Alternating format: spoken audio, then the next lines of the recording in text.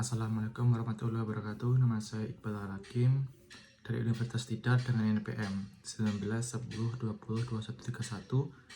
Saya mengikuti kelas advokasi, komunikasi dan kebijakan kelas 2 K2. Di sini saya akan menjelaskan mengenai ulangan project based learning yang menjelaskan mengenai sistematika penulisan PJBL mengenai Taman Reptil Borobudur. Dari yang pertama mengenai pendahuluan.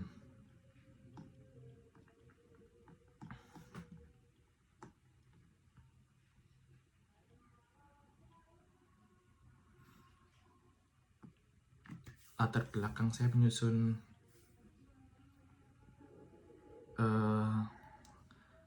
laporan mengenai Taman Reptil Borobudur yaitu karena Taman Reptil Borobudur merupakan tempat wisata objek wisata yang menurut saya kurang terkenal di masyarakat, padahal memiliki potensi yang besar, dan menurut saya dengan pengelolaan yang baik dan partisipasi masyarakat nanti akan menjadikan objek wisata yang lumayan besar, mengingat lokasi Taman Reptil Borobudur ini dekat dengan objek wisata yang lumayan besar yaitu Candi Borobudur dan Candi Pawon, dan berada di wilayah yang lumayan strategis di daerah Borobudur, Kabupaten Magelang yang berdekatan dengan wilayah Yogyakarta.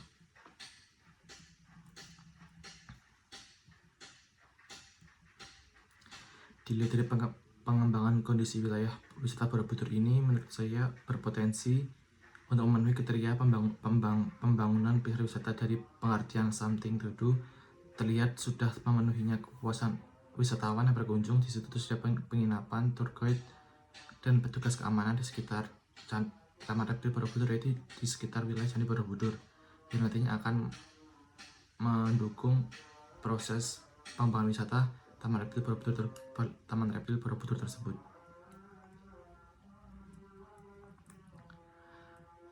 Identifikasi masalahnya yaitu mengenai infrastruktur yang dapat didukung, juga yang dapat mendukung dan menunjang kegiatan pariwisataan di sana kurang dibenahi dengan baik, masih seadanya dalam lapangan di kawasan Taman Reptil.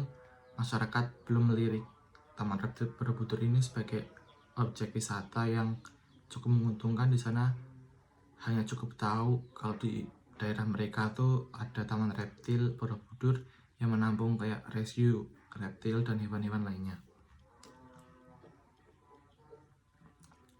Dan latar belakang masalah lain tuh yang saya mengangkat ini tuh cara manajemen dan pengelolaan wisata Taman Reptil Borobudur masih sangat kurang, baik dalam segi sumber daya manusia di sekitar dan pembiayaan, jadi masih seadanya.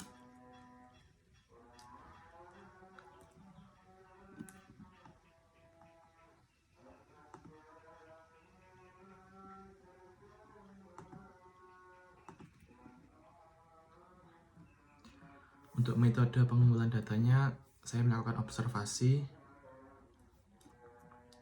dokumentasi, dan wawancara. Saya melakukannya akan secara langsung karena rumah saya berdekatan dengan objek wisata tersebut.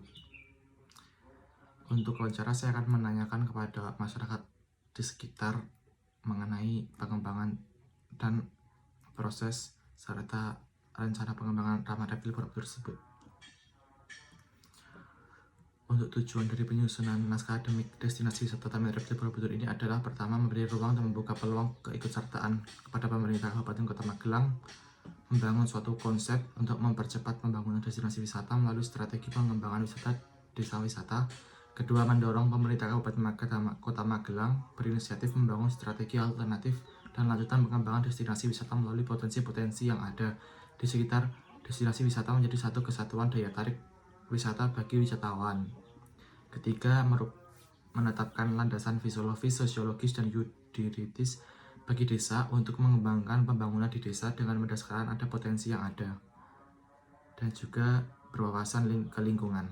Keempat, meningkatkan strata-strata produksi masyarakat sekitar melalui penciptaan lapangan pekerjaan dan sektor perekonomian baru, yaitu Taman Reptil Borobudur tersebut, yang dimana nanti dapat ikut serta menyejahterakan masyarakat sekitar dan menambah pendapatan mereka. Untuk bab 2, kajian teoritis dan praktek empiris. Pertama, kajian teoritis. Dalam kajian ini membahas tentang pengembangan destinasi wisata Taman Reptil Borobudur, lalu akan dikaji menggunakan kerangka teori yang disusun sebagai berikut. Pertama, pembangunan desa. Pembangunan desa termasuk bagian yang tidak dapat dipisahkan dengan kerangka pembangunan daerah maupun nasional. Partisipasi warga sekitar maupun pemerintah dalam pembangunan wilayah ini sangat dibutuhkan. Dengan adanya kewenangan yang luas, desa merupakan salah satu sistem yang dapat menjadi peluang untuk mengembangkan ide-ide maupun gagasan untuk mendorong kesejahteraan masyarakatnya. Yang kedua, pembangunan kawasan desa. Sesuai dengan Undang-Undang Nomor 6 Tahun 2014 tentang desa disebutkan bahwa pembangunan di kawasan pedesaan merupakan pembangunan antar desa dalam satu kabupaten atau kota. Membangun desa dari kawasan pedesaan termasuk salah satu tujuan untuk mempercepat pertumbuhan dan perkembangan desa dari fisik maupun sosial dan ekonomi. Yang ketiga, membangun desa melalui desa wisata. Pariwisata termasuk salah satu kegiatan secara langsung melibatkan masyarakat sekitar, pemerintah, dan pihak-pihak terkait. Pariwisata ini nantinya akan berdampak pada masyarakat di daerah itu sendiri dan pemerintahnya, seperti menambah lapangan pekerjaan, menambah pemasukan, dan mempopulerkan wilayah tersebut.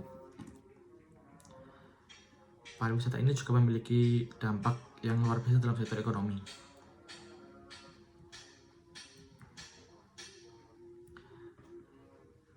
Babnya selanjutnya itu praktek empiris, yaitu kesesuaian kriteria desa wisata. Dalam desa wisata Borobudur ini belum terlalu memenuhi karakteristik sebagaimana mestinya untuk dibangun menjadi desa wisata karena kurangnya pengolahan dan partisipasi masyarakat dan kurangnya beberapa unsur-unsur yang dapat menjadikan desa tersebut menjadi desa wisata. Maka dari itu, saya menyusun rancangan ini untuk menyatukan dan mendorong untuk menjadikan desa wisata Taman Reptil Borobudur. Ada juga tentang internal, di mana tantangan internal itu sendiri berasal dari masyarakat di daerah tersebut yang kurang tertarik dengan Taman Reptil Borobudur tersebut. Makanya saya di sini mendorong dan mempersuasi masyarakat agar tertarik dan ikut serta membangun Taman Reptil Borobudur menjadi desa wisata. Yang selanjutnya, peran pemerintah di sini juga sangat besar karena dengan pemerintah yang baik dan mendukung warganya, maka pencapaian tujuan saya menjadikan Taman Reptil Borobudur ini menjadi salah satu desa wisata di daerah Borobudur Magelang dapat terjadi dengan bagus dan nyata. Bab 3, evaluasi dan analisis peraturan perundang-undangan terkait.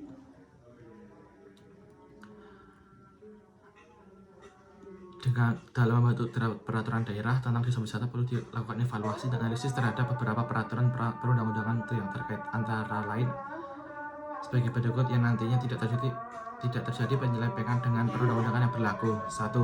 Undang-Undang Nomor 26 Tahun 2007, Undang-Undang Nomor 10 Tahun 2009, dan beberapa undang-undang lainnya. Bab 4, landasan filosofis, sosiologis, dan yuridis. Landasan filosofis. Negara Kesatuan Republik Indonesia memiliki konstitusi yang telah diatur oleh Undang-Undang Nomor 23 Tahun 2014 tentang pemerintah daerah. Sistem pemerintahan di Indonesia memberikan kesempatan yang baik kepada daerah untuk menyelenggarakan otonomi daerah.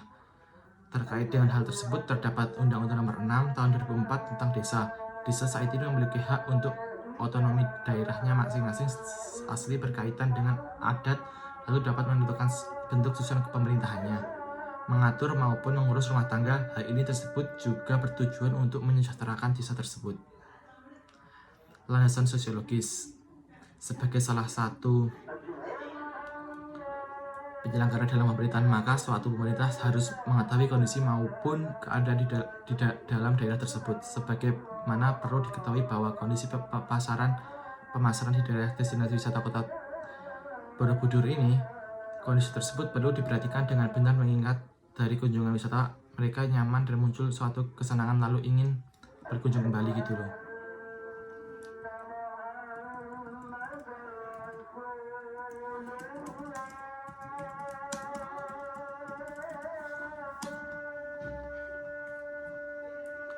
Selanjutnya landasan yuridis. Landasan yuridis mengenai destinasi wisata pada Taman Red Bull Borobudur tidak lepas dari peraturan perundang-undangan daerah tersebut sebagaimana tentang dalam peraturan daerah sebagai berikut. Undang-Undang Dasar Republik Indonesia tahun 145 pasal 18 ayat 6 yang berbunyi pemerintah daerah berhak menetapkan peraturan daerah dan peraturan-peraturan lainnya melaksanakan otonomi dan tugas pembantu. Ada juga Undang-Undang 2006 nomor 6 tahun 2007 tentang penataan ruang yang berbunyi akan terwujud keharmonisan antara lingkungan alam dan lingkungan buatan, terwujud keterpaduan dalam penggunaan sumber daya alam dan sumber daya buatan dengan memberikan sumber daya.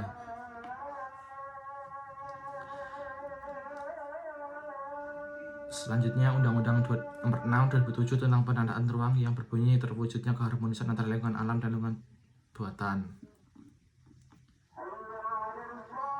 Undang-Undang nomor 2008 tahun nomor 28 tahun 2009 tentang pajak daerah dan retribusi daerah yang bertujuan memberikan kewenangan yang lebih besar kepada daerah dalam perpajakan dan retribusi sejalan dengan semakin besarnya tanggung jawab daerah dalam penyelenggaraan pemerintah dan pelayanan pada masyarakat.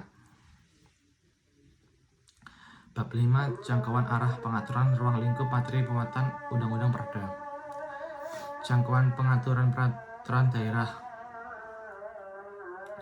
Pembentukan rancangan perda tentang pariwisata Kota Magelang sebagaimana tertuang dalam Undang-Undang Nomor 10 2009 tentang kepariwisataan dalam kurung Lembaga Negara Republik Indonesia tahun 2009 Nomor 11 dan tambahan Lembaga Negara Republik Indonesia Nomor 4966. Arah pengaturan peraturan daerah berdasarkan jangkauan peraturan sebagai telah disampaikan sebelumnya, maka Perda Kabupaten Kota Magelang tentang kepariwisataan diarahkan kepada pengaturan mengenai kewenangan daerah dalam melakukan perubahan tempat destinasi wisata Taman Reptil Borobudur menjadi desa wisata. 2. Selanjutnya, sebagai dampak dari kewenangan daerah melakukan perubahan bentuk seperti tempat maupun lokasi pengolahan pemberdayaan aktivitas masyarakat di dalam desa wisata, namun tetap mengacu tidak bersimpangan pada undang-undang yang berlaku. Ruang lingkup materi pemuatan peraturan daerah. Bagian kali ini menjelaskan lebih jelas maupun secara rinci Perda Kabupaten Kota Magelang tentang pariwisata destinasi wisata Taman Reptil Borobudur. Atas penjelasan maka diperoleh rincian sebagai berikut, yaitu 1. Ketentuan lokasi, nama lokasi, tujuan kegiatan wisata, selanjutnya mitra investor modal maupun usaha, selanjutnya pihak terkait, selanjutnya perencanaan dan pelaporan, selanjutnya ketentuan tempat kerja, selanjutnya ketentuan jam kerja.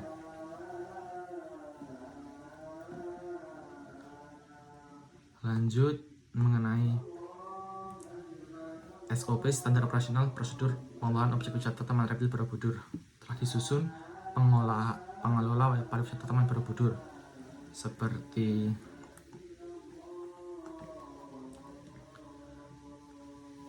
pengelola pariwisata Taman Wisata Borobudur adalah kelompok sadar wisata Prokdarwis, Karang Taruna setempat, masyarakat setempat, pemerintah dan pihak-pihak yang terkait dalam penyelenggaraan pengelolaan dan pemberdayaan objek wisata Taman Reptil Borobudur. Pengelola bertugas dari jam operasional yaitu jam 7 sampai jam 5 sore. Dan itu dibagi menjadi 2 shift, yaitu shift pagi dan shift malam, di mana shift pagi memelihara kegiatan pagi dan shift malam yaitu memelihara kegiatan Taman Reptil Borobudur di malam hari. Terus pengelola wajib bertanggung jawab terhadap tugas dan kewajibannya. Pengelola berhak menerima honor atau gaji yang sesuai dengan unit dan beban kerjanya. Selanjutnya, pengelola berhak mendapatkan hak dan perlakuan yang adil. Pengelola menyusun laporan bulan secara rutin sebagai bahan controlling dan evaluasi dari bulan satu ke bulan yang lain. Selanjutnya, membentuk tim tour guide dari penduduk lokal yang bertugas melayani pengunjung yang datang untuk keliling taman dan desa wisata Taman Reptil Borobudur tersebut. Terus menjamin asuransi kesehatan apabila terdapat kecelakaan, dan pengelola melakukan pengecekan secara berkala terhadap sarana dan prasarana di Taman Reptil Borobudur. Pengelola wajib mengikuti tata tertib yang berlaku pada objek wisata Taman Reptil Borobudur, dan pengelola yang tidak mengikuti aturan dan bekerja tidak seperti mestinya dan merugikan dapat mendapatkan sanksi secara profesional. Dan terakhir, pengelola yang terbukti melakukan tindakan korupsi dan merugikan Taman Reptil Borobudur akan dilaporkan kepada pihak berwajib guna mendapatkan sanksi secara hukum.